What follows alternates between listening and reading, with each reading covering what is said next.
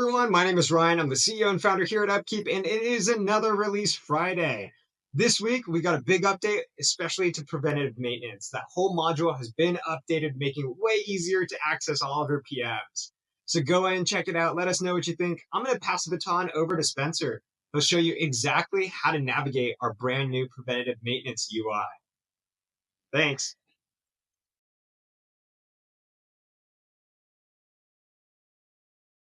Hey everyone, my name is Spencer Nelson. I am a senior product manager here at UpKeep, and I am back with an update to preventive maintenance for you this week.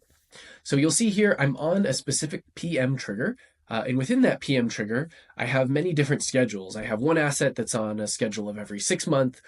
One asset is every 2 months, one is every 1 month, and I even have a schedule of every 6 weeks. Now, if I want to add a new asset to this trigger, we've now given you the ability to pick from these existing schedules as opposed to having to rebuild your schedule from scratch. So you'll come up here to this Add Asset button. And on this page, you'll now see the option to either, add a schedule or select an existing schedule.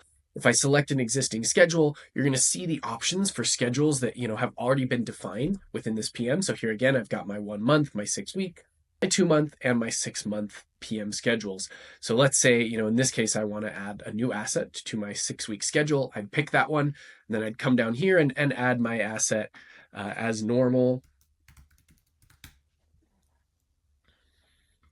You pick my start date, assign to, etc., and I'm off to the races. You can, of course, add, more than one asset here or bulk select your assets. Of course, you can also, build a new schedule. Maybe you need to have a new schedule, which is every 3 months. You can build that schedule and apply it to as many assets that you need, and then save those changes. So this release is really about giving you the ability to pick from your existing schedules, which should save you a little bit of time and also reduce the chance for error or inconsistency.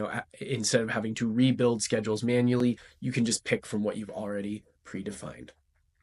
All right, that's it for this week. Please let us know what you think about this release, what you'd like to see moving forward, to continue to improve your PM experience.